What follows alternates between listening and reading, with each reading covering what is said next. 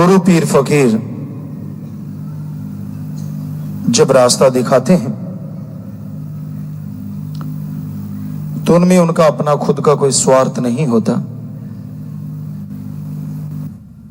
ना वो पैसा चढ़ावा, ना ही अपनी ईमान बढ़ाई। वो एक ही बात सिखाते हैं, मान बढ़ाई के लायक अगर कोई है तो वह है अल्लाह वाहिगुरु गॉड खुदा राम सतगुरु मौला।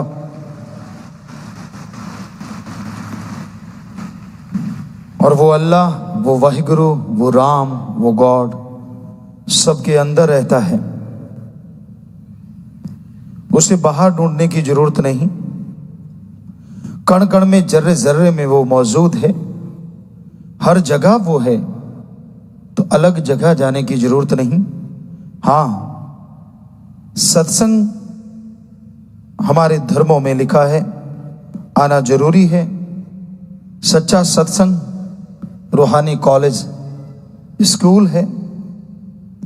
यहां से उस परम पिता परमात्मा के बारे में ज्ञान मिलता है, अपने आत्मबल बढ़ाने की ताकत मिलती है, और उस आत्मबल के द्वारा इंसान भगवान को हासिल कर सकता है।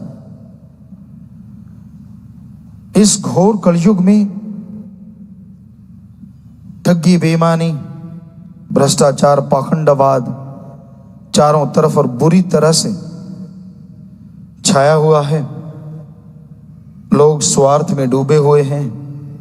अपना उल्लू सीधा करने के लिए कोई कुछ भी कह सकता है, कोई कुछ भी बोल सकता है और किसी हद से गिर सकता है। लेकिन उस अल्लाह राम की शरण में जो आ जाते हैं तो उनकी लाज भी वो दोनों जहां में रखा करते हैं। कदम कदम पे बाजू पकड़ के संभाल लिया करते हैं।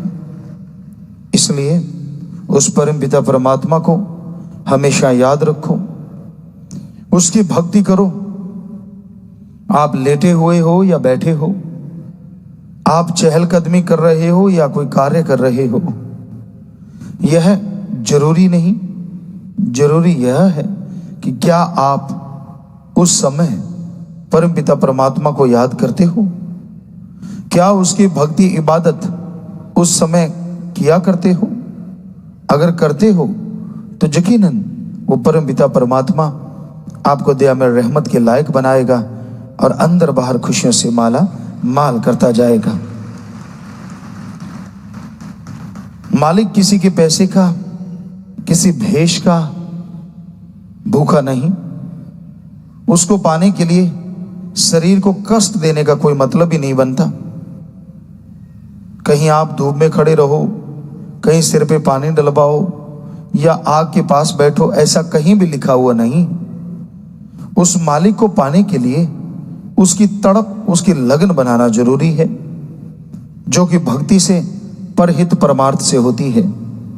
आप भक्ति करें, दीन दुखियों की मदद करें, यकीनन आपके अंदर तड़प, लगन बन जाएगी, जिसके द्वारा आप परम पिता परमात्मा के दर्शन कर सकते हैं, उसकी दया में रहमत, कृपा दृष्टि को पा सकते हैं।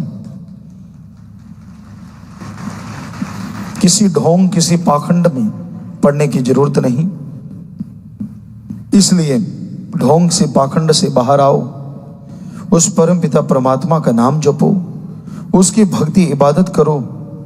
उसकी भक्ति इबादत करने से, उसका नाम लेने से अंतःकरण में वो शक्तियां अपने आप जाग उठती हैं, जिनसे परम पिता परमात्मा के नजारे मिलते हैं। सो अपनी भावना को शुद्ध करो, और भावना को शुद्ध करने के लिए आप घर परिवार में रहते हुए, काम धंधा करते हुए, बिना कोई चढ़ावे के, बिना कोई दिखावे के, गुरु मंत्र, नाम दीक्षा, कलमा, मेडिटेशन का जाप करते रहो। यानी भगवान के वो शब्द जिनका जाप करने से आपके अंदर आत्मबल आएगा।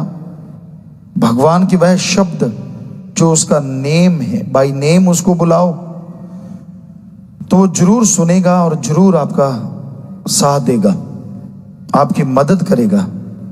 वो किसी भी चीज का भूखा नहीं। जरा सोचिए, जो मालिक हमें बना सकता है, हमारा ही बनाई चीजें उसके लिए क्या बड़ी चीज है। क्योंकि इंसान को बनाना कोई खेल नहीं। कोई भी साइंटिस्ट 5 तत्व पृथ्वी, पानी, अग्नि, वायु और आकाश ले ले और उसको जोड़ के इंसान का बुत बना के दिखाए, नहीं बना सकेगा। तो सोचने वाली बात, वो भगवान जिसने हमें बनाया है, हम उसे क्या दे सकते हैं? उससे तो मांगना है, और मांगने का तरीका सही हो। और वो कोई फीस नहीं लेता, कोई चढ़ावा नहीं लेता, कोई ढोंग ढकोसले से उसको नहीं पाया जा सकता।